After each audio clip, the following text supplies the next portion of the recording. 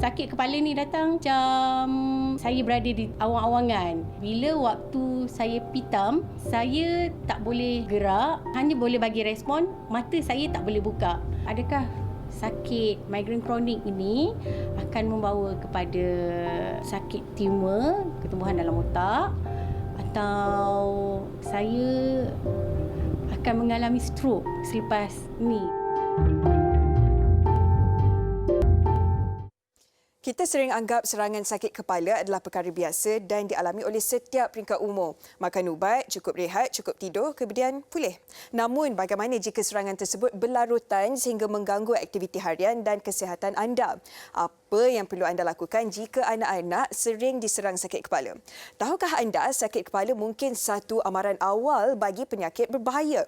Bahana serangan sakit kepala. Itulah topik yang akan dibincangkan bersama tetamu-tetamu jemputan kami di Hello Doktor seketika nanti.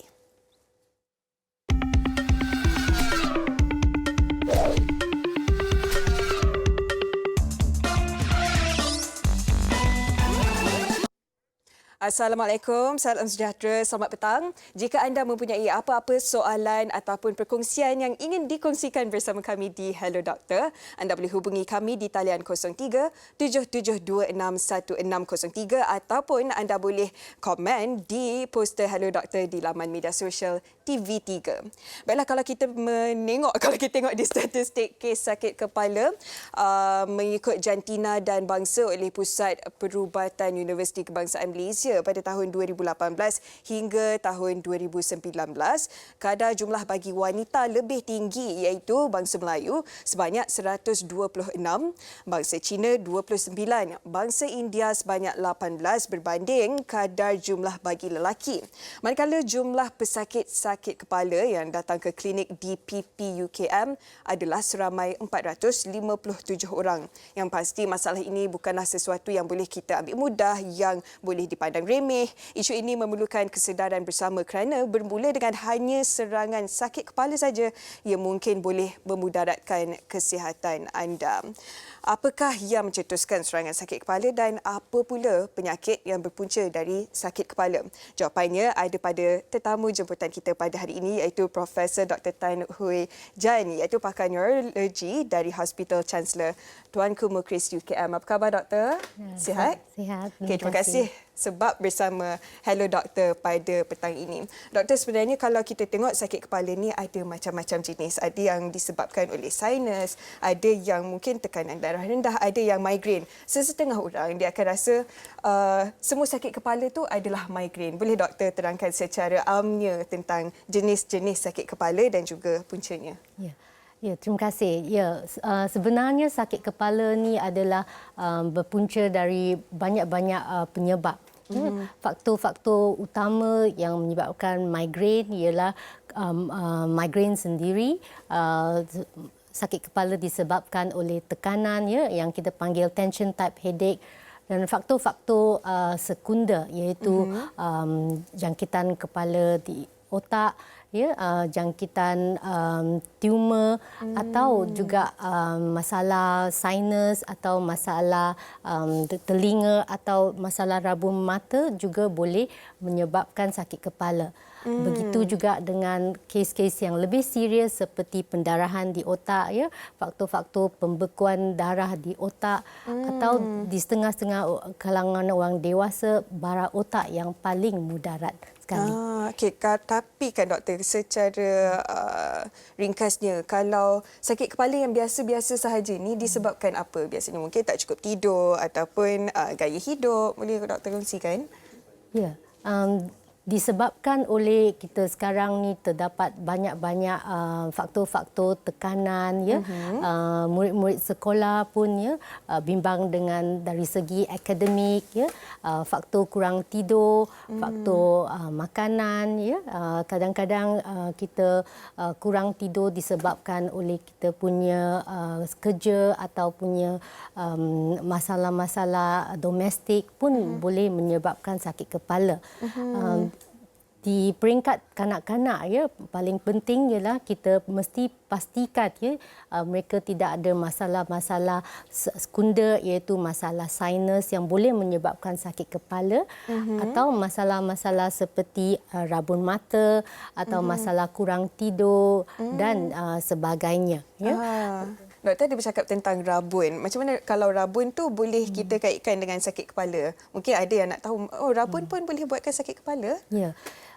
Bila seseorang kanak-kanak itu mempunyai rabun mata, mereka akan menghadapi kesukaran untuk menumpukan perhatian dalam pembelajaran dan mereka akan terus mendapat tekanan bila terus membaca sebuah buku atau cuba melihat apa yang cikgu tulis dekat papan hitam.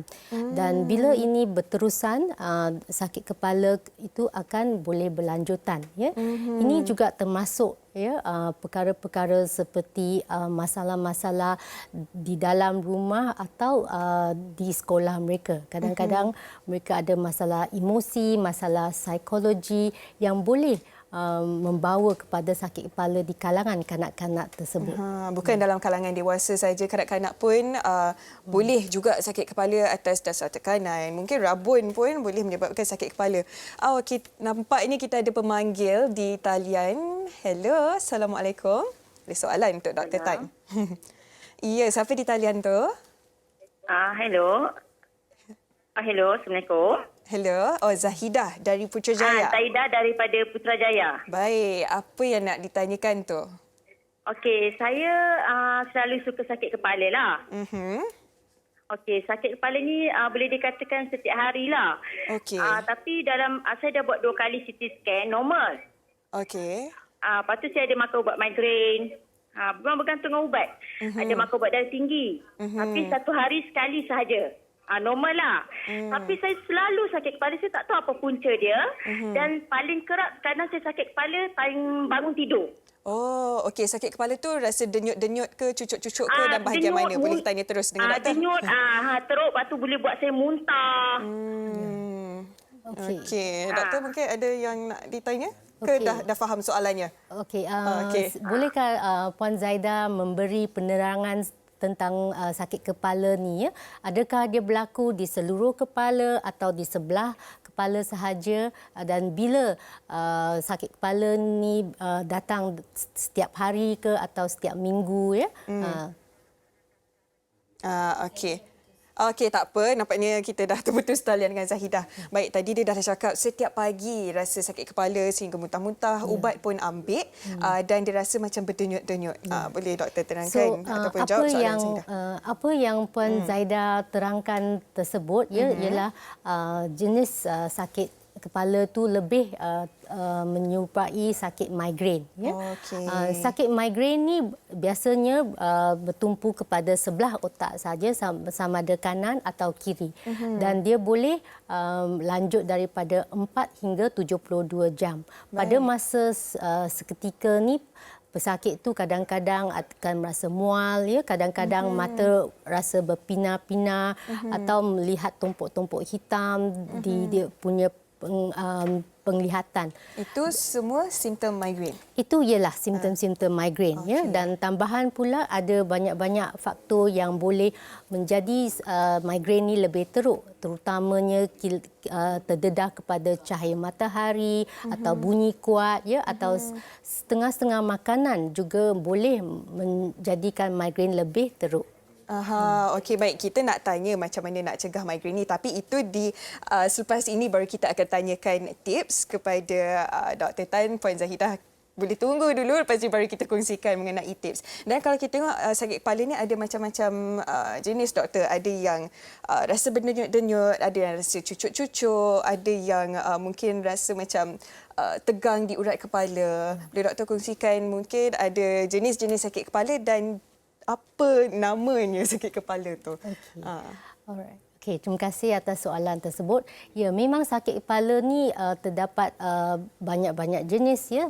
Migraine merupakan salah satu jenis sakit kepala yang kita tengok daripada data yang dibagi oleh PPUKM. 50% daripada pesakit kami masuk dalam golongan yang pesakit migrain. Dan pesakit migrain ni lebih terjadi kepada golongan wanita, ya. Okey. Dan biasa berlaku dalam lingkungan 30 hingga 40 tahun. Sakit kedua yang boleh menyebabkan sakit kepala ialah sakit disebabkan oleh tekanan, ya, yang kita panggil tension type headache. Sakit tekanan ni biasanya berada di dahi kita, ya. Dia macam satu band yang melilit kita punya Rasa kepala. tekanan. Tekanan, ya. Okey. Perkara yang ketiga ialah penyakit sinus, ya. Kalau kita ada rosdong atau alahan pada habuk boleh menyebabkan sakit kepala. Sakit kepala tu akan biasanya berada dekat dahi, ya, tempat sinus kita, di sebelah kedua kita punya hidung, ya, kita punya pipi akan merasa sakit, ya. Tetapi simptom-simptom tu akan bersama dengan simptom seperti hidung berair, kurang bau, ya, atau akan datang sekali dengan sakit kepala sekali. tu. Baik, nampaknya kita ada sesuatu yang nak dikongsikan bersama penonton Hello Doktor. Baru-baru ini wartawan Hello Doktor telah bertemu dengan Siti Norazmah Abdul Razak, 39 tahun, yang berkongsi pengalamannya sebagai pesakit migrain yang kronik. Jom kita saksikan bahagian satu bingkisan ini.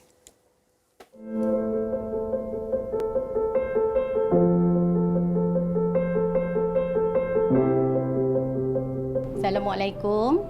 Saya Siti Norazmah Abdul Razak, pengidap migrain kronik, berasal dari Kuala Lumpur, berumur 39 tahun, telah berkahwin dan mempunyai 4 orang cahaya mata. Saya mula mengidap migrain sejak umur 10 tahun. Sedar yang itu adalah migrain ketika umur 23 tahun. Dan pada waktu itu baru saya mendapatkan rawatan yang pertama lah, rawatan awal untuk migrain. Waktu saya kecil tu, sakit kepala ni datang macam saya berada di awang-awangan. Saya tak stabil, seolah-olah duduk di atas kapal, tohyong hayang. Melarat sampai ke saya sekolah menengah, sakit jadi semakin teruk. Mencecah umur 20-an, saya terdengar bunyi berdesing dekat telinga. Bunyi bising yang makin lama makin kuat. Dan bila ada tambahan suara-suara dari luar, bunyi itu akan buat lagi bising, bingit telinga. Bila waktu saya pitam, saya tak boleh gerak, hanya boleh bagi respon, mata saya tak boleh buka. Tapi suara orang keliling saya boleh dengar. Dan saya dinasihatkan untuk jumpa doktor pakar neuro. Itu dia yang dialami oleh Puan Siti Norazmah tentang sakit kepala kronik ataupun migrain yang begitu kronik. Baik doktor, kalau melihat kepada apa yang dialami oleh Puan Norazmah, boleh doktor kongsikan apa puncanya dan macam mana cara-cara untuk merawatnya secara ringkas saja dulu. Ya. Sakit migrain ni berpunca daripada bahagian dalam kepala kita di mana ada sistem neurovaskular, ya, di mana terdapat rangsangan saraf yang menyebabkan pembuluh darah kita mengembang dan menyebabkan kesakitan kepala. Dan kadang-kadang kita ada bahan kimia yang dikenali sebagai neuropeptide atau kita panggil calcitonin related peptide yang menyebabkan sakit kepala, ya. Dan paras ni akan menjadi tinggi masa-masa sakit migrain itu datang. Dan cara-cara kita nak merawat sakit migrain ialah, pertama kita perlu tahu apakah faktor-faktor yang mencetuskan sakit kepala ini. Dan faktor-faktor pencetus biasanya seperti yang apa kita makan, apa kita minum, ya, sama ada kita terdedah kepada cuaca panas, rutin harian juga, dan kita punya aktiviti harian juga mempengaruhi sakit kepala. Dan kita boleh dapat merawat jika kita tahu apakah faktor-faktor pencetus dan kita boleh menghadapi tersebut. Setiap penyakit pasti ada penawarnya. Kalau nak cegah, tahu dulu apa faktornya. Banyak lagi yang akan dikongsikan bersama kami di Hello Doktor. Nak berehat seketika, kembali selepas ini.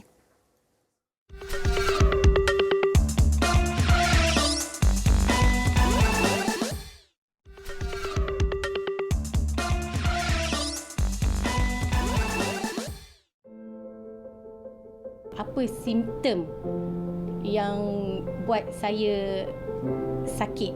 Pertamanya, jika tak cukup rehat, cuaca panas dan stres. Saya sedar bila setiap kali saya ambil minuman berkafein atau makanan yang berkafein, sakit migrain saya akan datang. Selain pada kafein, mungkin penggunaan serbuk perisa dalam makanan. Tengah sakit yang teruk, ada urat yang akan timbul di sebelah mata kanan saya dan urat tu seakan-akan bergerak. Kadang-kadang saya boleh kontrol migrain saya dan kadang-kadang saya tak boleh, dan bila saya cuba dia jadi semakin teruk. Sebab tu saya pitam. Bertemu kembali di Hello Doktor. Terima kasih kerana masih setia bersama kami. Kalau kita tengok tadi apa yang dikongsikan oleh Puan Nur Azmah tentang migrain yang agak kritikal yang dialami beliau, katanya kadang-kadang boleh dikawal, kadang-kadang di luar kawalannya. Cara untuk mencegahnya, hari ini kita akan tanyakan kepada pakar-pakar kita. Yang sudah bersama kita dari awal tadi ialah Dr. Tan, dan sekarang yang baru bersama kita di studio ialah Dr. Anwar. Apa khabar, Doktor? Terima kasih kerana bersama kita di Hello Doktor pada hari ini. Baik, kita nak tanyakan dululah dekat Dr. Anwar tentang sakit migrain yang sangat kritikal ini. Apa sebenarnya punca-puncanya? Boleh Doktor kongsikan? Sebenarnya untuk sakit migrain ni, seperti mana yang panel pertama telah katakan sebentar tadi, ialah puncanya ialah secara ringkasnya ialah ketidakseimbangan bahan kimia di dalam otak yang menyebabkan pengembangan salur darah yang menyebabkan kesakitan. Ya. Dan untuk itu, jadi perawatan dia, perkara pertama yang sangat penting ialah untuk mengenal pasti apakah faktor yang mencetus kepada sakit kepala itu. Tapi kan Doktor, ada setengah orang bila sakit kepala je rasa migrain, tapi ada bezanya migrain dengan jenis-jenis sakit kepala yang lain. Boleh Doktor kongsikan? Jadi untuk migrain, kita kategorikan sakit kepala ni kepada dua kelas, dua kategori utama, ya. Satu primary, sakit kepala primary, ataupun satu lagi ialah sakit kepala secondary. Ya, maksudnya sakit kepala primary dan secondary, bezanya ialah sakit kepala secondary ini mempunyai penyebab-penyebab lain, ya. Seperti contohnya ialah brain tumor, ya, ketubuhan dalam otak, pendarahan di dalam otak, ya, jangkitan kuman di otak. Jadi perawatan dia sangat berbeza dengan migrain, ya, di mana perawatan dia adalah berasas bergantung kepada punca sakit kepala itu sendiri. Dan penyakit-penyakit itu awal-awal simptomnya adalah sakit kepala. Ya, dia menyerupai, boleh menyerupai migrain. Ya. Dan sebab itulah kalau sakit kepala tak boleh nak ambil pandang rendah, kan, tak boleh nak ambil mudah. Okey, nampaknya kita ada lagi pemanggil di talian. Hello, Assalamualaikum. Hello, Waalaikumsalam. Siapa tu di talian dan dari mana? Okey, saya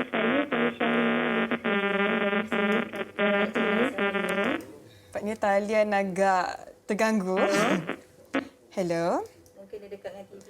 Okey, nampaknya terputus. Lepas ini insya-Allah kita akan kembali bersama pemanggil kita. Baik, sebelum tu Doktor, kepada Dr. Tan, kalau agak sukar sebenarnya untuk kita nak tahu kanak-kanak ni kalau sakit kepala apa. Macam mana kalau ibu bapa nak tahu apa yang sedang dialami oleh anak-anak mereka? Ya, kepada kanak-kanak, ya, ibu bapa perlu perhatian, ya, apa puncanya sakit kepala. Sebab sakit kepala di kanak-kanak berbeza dengan di dewasa, ya. Di kanak-kanak kita perlu tahu adakah penyakit sakit kepala ni berasal daripada masalah sinus, ya, masalah rabun mata atau jangkitan dekat telinga, ya. Akan terdapat simptom-simptom lain selain daripada sakit kepala, iaitu selalu bersin, ya, masalah resdung, ya, masalah telinga sakit, ya, atau yang kita paling serius ialah kita takut ada jangkitan kuman kat kepala. Yang tu pesakit itu akan mengalami demam berpanjangan atau sakit kepala yang menyebabkan perubahan dalam kelakuannya. Anak-anak itu mungkin akan mendapat sawan, ya. Dan inilah simptom-simptom yang perlu ibu bapa ketahui. Sakit kepala untuk kanak-kanak bukan sakit biasa. Okey, itu daripada Dr. Tan kan. Kadang kalau kita tengok kanak-kanak ni dia tak bagi tahu, tapi kita tengok mungkin tertekan ataupun sawan, mungkin itu sakit kepala yang kronik. Baik Dr. Anwar, sebagai pakar perubatan dalam kecemasan, apa sebenarnya pesakit ataupun penyakit yang kronik ini, yang paling kronik disebabkan oleh sakit kepala saja pada awalnya?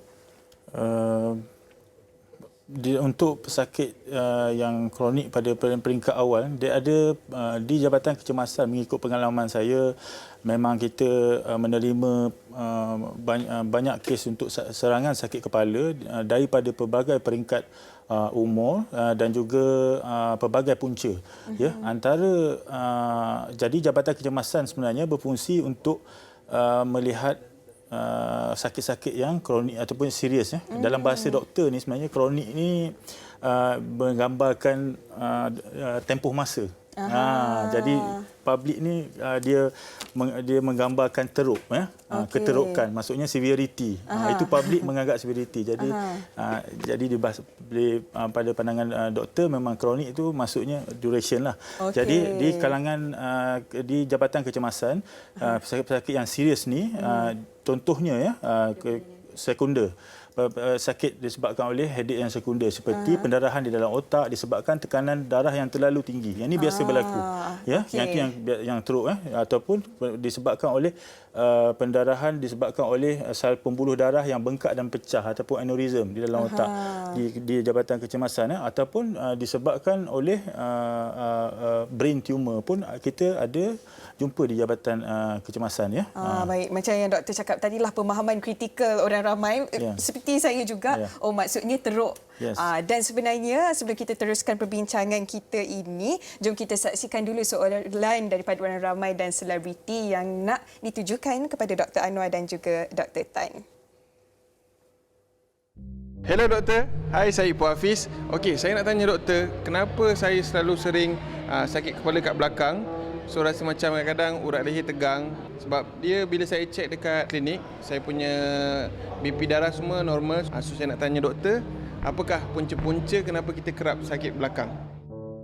Okey, sakit kepala dekat bahagian belakang, doktor. Kadang-kadang mungkin dia akan rasa tertarik sikit ke, rasa tertekan ke, macam mana? Jenis-jenis sakit kepala bahagian belakang. Okey, sakit kepala di leher boleh berpunca dari pelbagai masalah, ya. Migraine pun sendiri boleh menyebabkan sakit kepala dekat leher, ya. Sakit tertengkuk, ya. Kadang-kadang kita ada masalah sakit kepala disebabkan oleh tekanan, ya, di mana kontraksi otot-otot di kepala dan di leher yang boleh menyebabkan ketegangan otot-otot di leher. Dan salah satu penyebab ialah masalah tulang dekat leher yang kita panggil cervical spondylosis, ya. Yang tu bukan uratnya, saya ingat urat. Ya, urat tu termasuk dengan tulang sekali. Itu akan menyebabkan sakit tengkuk di leher juga. Dan biasanya kita, kelakuan kita, ya, pergerakan kita, ya, jika kita mengambil barang-barang yang berat, ya, juga akan menyebabkan masalah cervical atau di bahagian leher dan menjadikan sakit di tengkuk juga.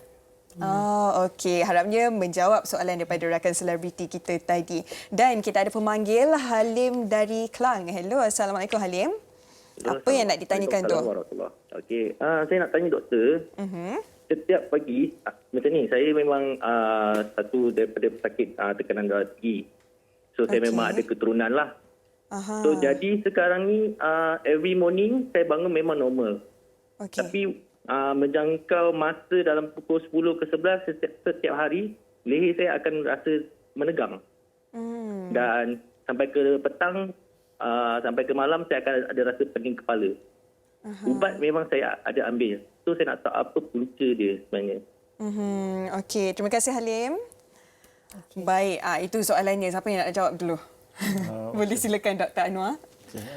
Untuk Cik Halim tadi, dia ada masalah darah tinggi dan pada masa yang sama dia mengalami sakit kepala lebihnya pada peringkat tengah hari. Jadi sebenarnya sakit kepala boleh disebabkan oleh tekanan darah tinggi ya. Tapi kebanyakan pada masanya sebenarnya dia situasi macam ayam dengan telur Okey. Maksudnya kalau kita sakit tekanan darah tinggi.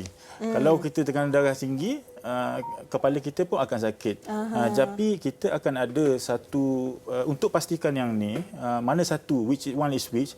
Sebenarnya siasatan yang lebih lanjut perlu dilakukan dengan mengambil trend tekanan darah ketika masa bila mana datangnya sakit itu. Ya. Apakah tekanan darah? Jika pada masa dia sakit tekanan darah tu tinggi, saya rasa bolehlah dikatakan memang berkait rapat ya. Jika tidak, memang tiada kaitan dan siasatan secara lanjut boleh dilakukan dengan berjumpa dengan doktor lah. Kena kerap jugalah buat pemeriksaan dengan doktor. Macam-macam lagi yang kita nak tanya bersama Dr. Anwar dan juga Dr. Tan. Dan selepas ini kita ada seorang selebriti yang akan bersama kita. Jika anda ada apa-apa soalan ataupun pendapat yang ingin dikongsikan, boleh kongsikan di poster Hello Doktor di laman media sosial kami. Kita berehat seketika, kembali selepas ini.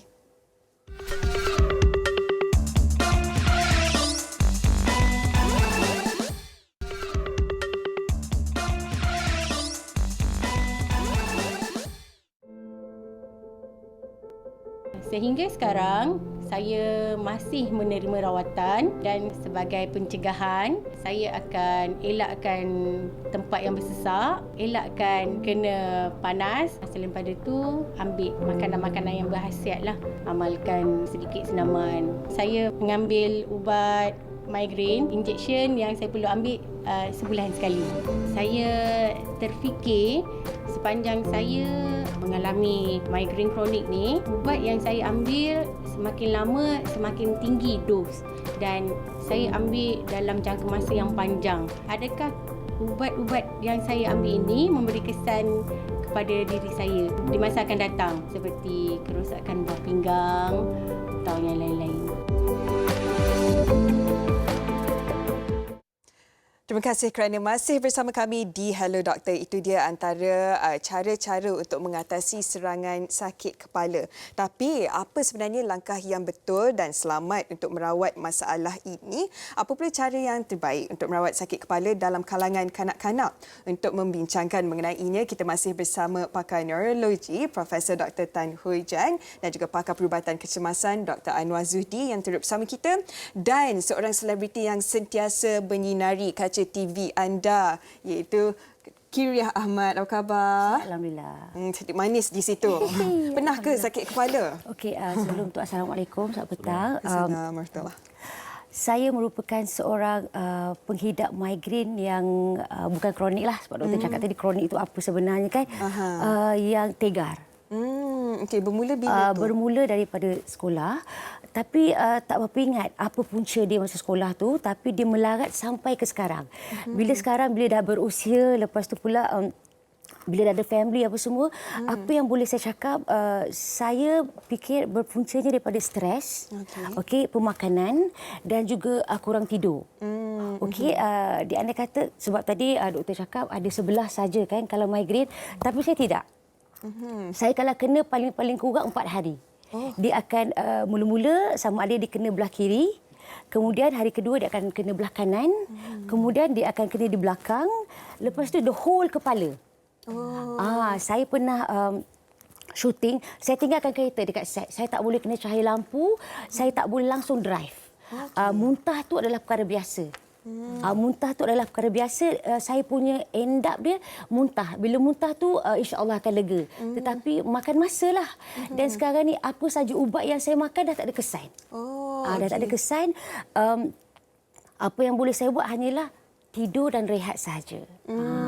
dan juga persekitaran yang okey. Itu je lah yang saya buat sekarang ni dan tidak ada amalan apa-apa pun. Oh, okey. Masih mengalami migrainnya? Masih okey. sampai sekarang. Kalau tak silap dalam 2-3 hari lepas kena. Okey. Lepas tu secara berkala? Kadang-kadang ada, kadang-kadang tak ada? Dia macam ni tahu sebenarnya.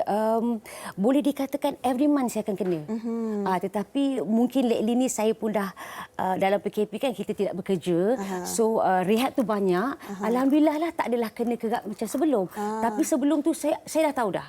Dia akan serang sikit-sikit. Lepas tu mata memang macam nak terkeluar. Dia punya sakit tu saya memang tak boleh nak cakap dan saya tak boleh dengar bunyi bising sikit pun. Bila saya dah kena migraine, saya akan berkurang dalam bilik, anak-anak cukup faham. Okey, tak apa, kita ada pakar neurologi kita. Baik Prof Tan, kalau kita dah tahu ada sakit kepala kan, mungkin migraine dan sebagainya, apa akan jadi kalau kita biarkan je tanpa buat pemeriksaan kepada doktor? Ya, sakit migraine seperti Puan terangkan tadi, memang simptom-simptom ni adalah sakit migraine yang amat kronik, ya. Terutamanya ia boleh menyerang sebelah kiri atau kanan, ya, dan boleh menyebar ke bahagian-bahagian lainnya seperti di tengkuk. Kadang-kadang mata kita terlibat, ya, menyebabkan mata nampak kelabu, ya, nampak tumpuk-tumpuk cahaya, nampak line-line yang teruk, ya, dan boleh menyebabkan sampai mual atau muntah sekali. Dan memang sakit kepala ni boleh berlanjut je sampai beberapa hari. Dan biasanya sakit migraine ni boleh terdapat banyak-banyak faktor pencetus. Seperti Puan kata, kalau bunyi yang kuat atau bising, ya, atau cahaya lampu yang sangat terang, ya, atau kurang tidur, kurang rehat, ya, boleh mendatangkan migraine. Sekiranya pesakit itu ada jenis-jenis makanan, ya, seperti kopi atau teh, ya, atau makanan yang banyak pengawet, itu boleh mempengaruhi migraine kita menjadi lebih teruk. So rawatannya terpulang, ya, kita perlu faham apakah faktor-faktor yang boleh mencetuskan migraine kita. Ya, kita kena cuba elakkan makanan atau minuman, ya. Contoh yang biasa ialah kopi, ya. Kopi sekarang, ya, kafein semua kandungan kafeinnya. Ya, kandungan kafein yang tinggi boleh mempengaruhi migraine kita, ya. So selain daripada rawatan ubatan, ya, makanan dan kita punya minuman dan cara kita aktiviti seharian memang penting dalam rawatan ni sekali. Pastinya gaya hidup, cara pemakanan dan betul lah yang Kiriah cakap, kalau cukup rehat, cukup tidur, insya-Allah akan lega sikit. Tapi ini kita cakap mengenai orang dewasa yang sakit kepala. Dr. Anwar, macam mana pula kalau anak-anak kecil, contohnya jatuh tangga, jatuh katil, apa yang patut langkah pertama ibu bapa buat? Ya, untuk kes kanak-kanak yang mengalami trauma di bahagian kepala, ya, pertama sekali ialah sebagai ibu bapa ataupun penjaga mestilah kita panik, ya. Itu secara nalurinya, ya. Masuk saya pun sebagai seorang doktor mungkin saya panik. Tapi bila kita langkah pertama jangan panik supaya langkah seterusnya itu lebih jelas. Pertama lancar. sekali lancar, ya. Jadi pertama sekali bila anak jatuh, kita pergi dekat anak, kita tentukan macam mana tahap kesedaran dia, sebab itu sangat penting, ya. Tahap kesedaran anak boleh dinilai dengan bila dia jatuh dia menangis, dia sedar. Okay. Kalau dia tak menangis, maksudnya dia pengsan, itu lagi serius, ya. Ada yang kata kalau dia tak muntah maksudnya okey. Kalaunya step lepas itu maknanya kita dah tengok tahap kesedaran, kita tengok pula dia punya pernafasan dia okey ke tidak? Ada susah tak pernafasan dia pada masa itu? Sebab kita kena tengok apa yang serius dulu. Ya, lepas tu baru kita lega sikit. Okey, next step. Kita dah lega sedikit. Jadi yang ketiga pula. Yang ketiga kita tengok apa kecederaan yang anak tu ada. Kecederaan jatuh ni boleh jadi macam-macam. Boleh cedera kepala, gigi patah, ya, hidung bengkok kan sebab patah juga, ya, luka di atas kepala, benjolan, itu benda yang biasa. Apa-apa pun langkah pertama perlu tenang, dan insya-Allah semuanya akan berjalan dengan lancar. Dan kita sebenarnya ada soalan lagi daripada rakan-rakan selebriti kita. Jom kita saksikan. Hello doktor, saya nak bertanya, kalau berlaku kecederaan di kepala, apakah yang akan berlaku dari segi komplikasi dan juga risikonya? Sebab kepala ni kan sangat sensitif, jadi apakah bentuk rawatan yang sesuai untuk merawat kecederaan di kepala? Terima kasih, doktor. Itu dia soalan daripada rakan kita Ahmad Fetri Yahya, dan akan menjawab soalan Fetri Yahya kita pada hari ini ialah Dr. Anwar dan juga pembantunya Hafiz dan juga Rizal. Baik doktor, yang ditanyakan Fetri tadi, apa yang perlu dilakukan bila ada komplikasi pada kepala ataupun ada kecederaan? Boleh doktor terangkan? Untuk menjawab soalan Fetri, antara komplikasi yang boleh berlaku bila seseorang ada kecederaan kepala ialah pertama ialah pendarahan pada bahagian kulit kepala. Ya, yang kedua ialah benjolan. Ini dikategorikan sebagai kecederaan ringan, ya. Dan ada kecederaan yang lebih serius, komplikasi seperti pendarahan di dalam kepala ataupun retak tempurung otak. Ya. Okey. Baik, yang sekarang ini Hafiz sedang buat demo dan demo komplikasi macam mana sekarang ini? Sekarang ni komplikasi ialah pendarahan ataupun luka di bahagian dahi. Mangsa, ya. Jadi pertama sekali apa yang kita buat ialah letakkan gauze di hadapan sekali untuk menekan pendarahan supaya pendarahan berhenti, ya. Dan juga diikuti dengan balutan di sekeliling kepala bermula daripada hadapan, pusingan sehingga habiskan bandage, ya, untuk keseluruhan kepala. Ya? Baik, tak perlu tuam dulu doktor. Tuam dengan air panas ke, sejuk ke? Untuk peringkat pertama, sebenarnya yang paling penting sekali ialah compression untuk mengelakkan pendarahan daripada berlaku. Bahagian kepala ni mempunyai salur darah yang sangat besar dan pendarahan yang banyak boleh berlaku. Ya.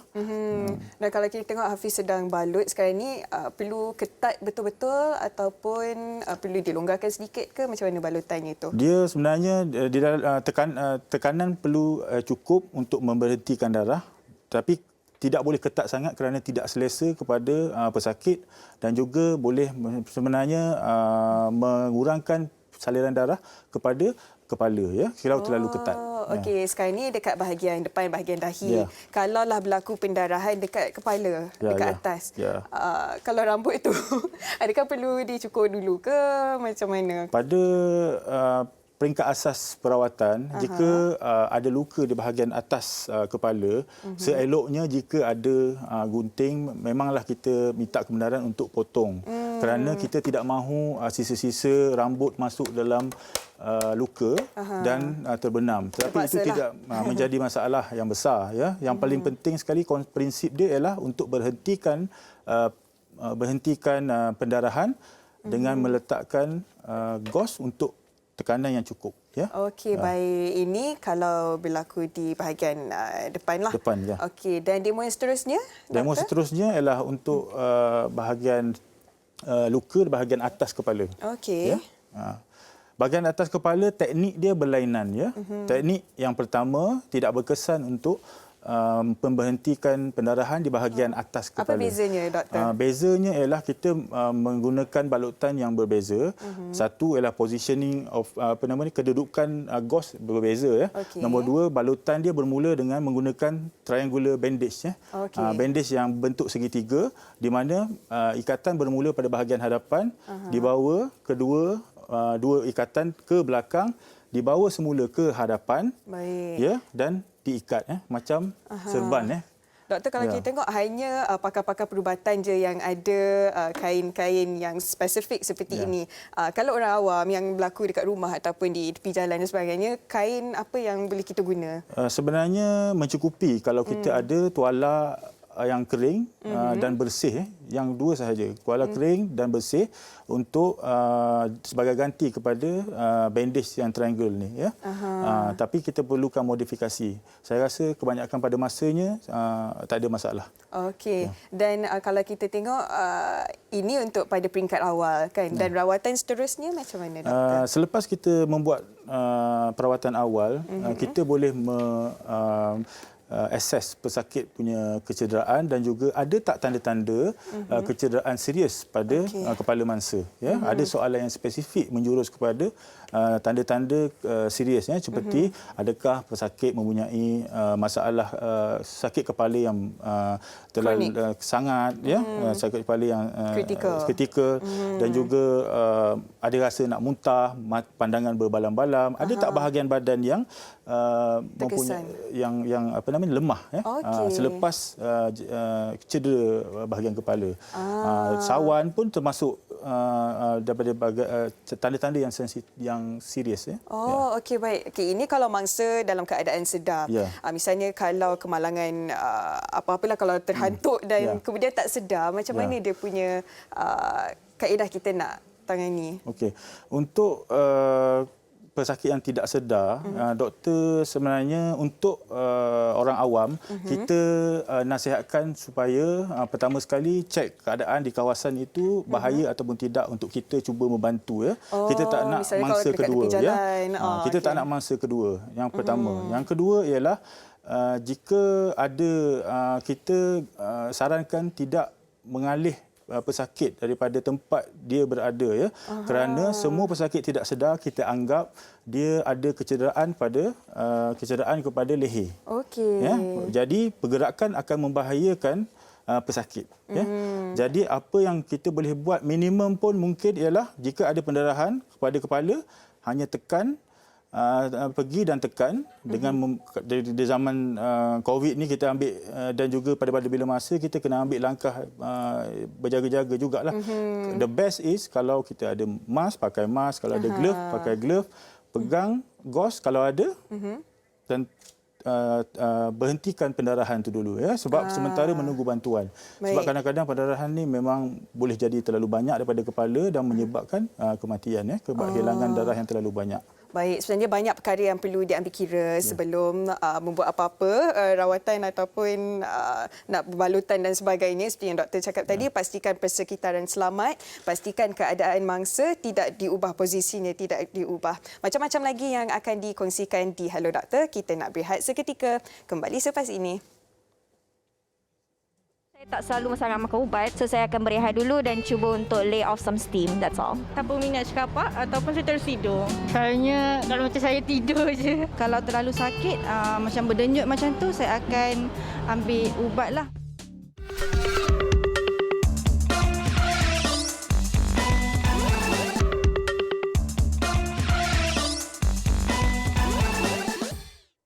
Kembali di Hello Doktor. Sebentar tadi kita telah bincangkan dengan mendalam mengenai punca sakit kepala, komplikasi yang mungkin berlaku dan kaedah rawatannya. Kesedaran terhadap bahaya serangan sakit kepala amat penting sebelum ia menjadi semakin bahaya sehingga merangkut nyawa. Pastinya anda tak mahu ia berlaku terhadap anda dan juga keluarga.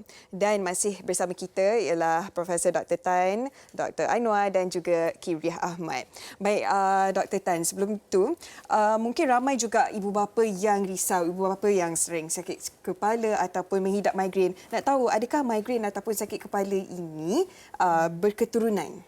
Ya, penyakit migrain ni mungkin boleh menjadi keturunan sekiranya anak-anak kita mempunyai faktor-faktor yang kita terangkan tadi. Tapi tidak semestinya semua anak-anak kita akan mendapat sakit migrain juga. Paling penting ialah kita tahu apakah yang perlu kita buat. Kita tahu faktor-faktor pencetus seperti pada kanak-kanak sekarang selalu main phone, terlalu lama menghadapi skrin komputer terlalu lama, tekanan disebabkan oleh pelajaran dekat sekolah atau masalah dekat keluarga pun boleh menyebabkan sakit kepala ni datang juga. Tak semestinya berketurunan, tapi sakit kepala ini mungkin ramai yang mengalaminya, tapi berapa lama, kronik ataupun tak kronik itu berbeza. Kalau Kiriah sendiri sejak sekolah lagi, sejak berumur 11 tahun? Lebih kurang lah kot. Dan sampai sekarang pun masih juga. Tapi apa antara petua yang ataupun amalan yang Kiriah buat? Okey, selain pada makan ubat, ada kawan yang share. Dia kata ketap gigi. Ketap gigi tu kira kita jangan layan sangatlah. Dan alhamdulillah berjaya. Tidaklah hilang 1%, tetapi berkurangan. Selain daripada itu, saya adalah juga seorang peminum kafein yang tega. Kalau doktor cakap tadi kena elakkan. Kena kurangkan. Saya kalau tak dapat kafein, saya kalau tak dapat kafein, saya rasa macam tak sedap. Saya mesti nak kena minum. Macam mana tu doktor? Baik, sebenarnya ada macam-macam mitos kalau nak kurangkan sakit kepala. Ada yang kata kena angkat kaki tinggi-tinggi dekat dinding, boleh kurang sakit kepala tu. Jom kita tengok betul ke mitos-mitos yang dikatakan itu. Okey, kalau kita tengok ada yang kata kena berbekam Ada yang kata kena tidur dengan rambut basah, kena buat acupuncture, kena bangun tidur secara mengejut. Bukan lagi sakit kepala ke? Macam tu. Ini antara yang dikatakan rawatan untuk hilangkan sakit kepala ni. Okay, kalau kita tengok ada berbekam, tidur rambut basah. Okay, kalau doktor tengok ni, adakah semua ini fakta ataupun mitos? Dr. Anwar. Mana tadi? Berbekam ya? Kita mula dengan berbekam. Bermula dengan berbekam ya? Okay, sebenarnya kalau ikut perubatan yang moden, berbekam ni dia tidaklah mempunyai bukti yang kukuh lah daripada segi kajian untuk mengurangkan sakit kepala dengan berkesan lah. Okey, baik. Ini sebenarnya dia antara adalah rawatan alternatif lah.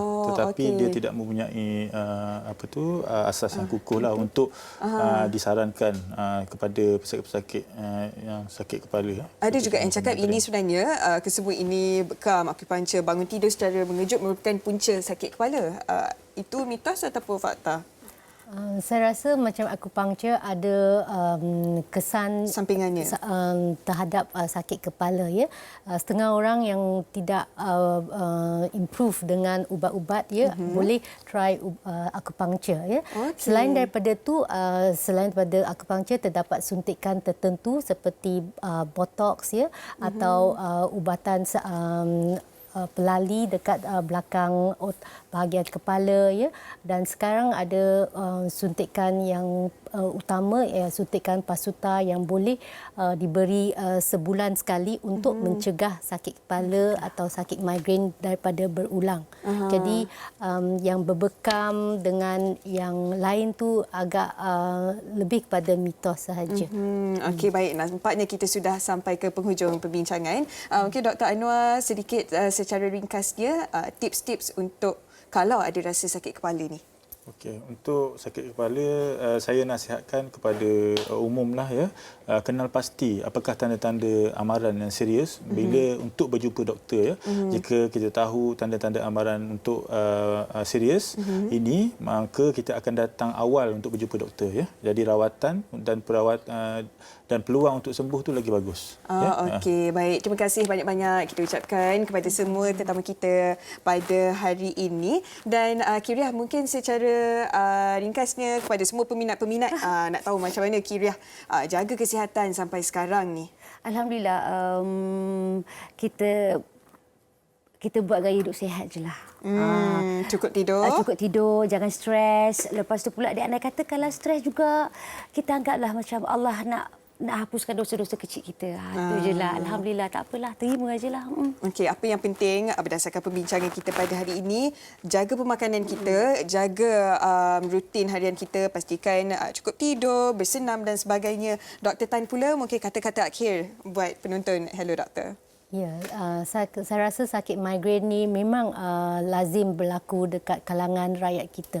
Jadi puncanya kalau kita boleh tahu apa faktor pencetusnya ya, kita perlu merawat dia dengan baik sekali. Dan kita juga kena pastikan ya apakah tanda-tanda bahaya sekiranya sakit kepala ini berlanjutan dan yang telah kita bincangkan tadi. Baik. Terima kasih banyak-banyak kepada ketiga tetamu kita pada hari ini. Terima kasih Dr. Tan, terima kasih Dr. Anwar, terima kasih Kyriah.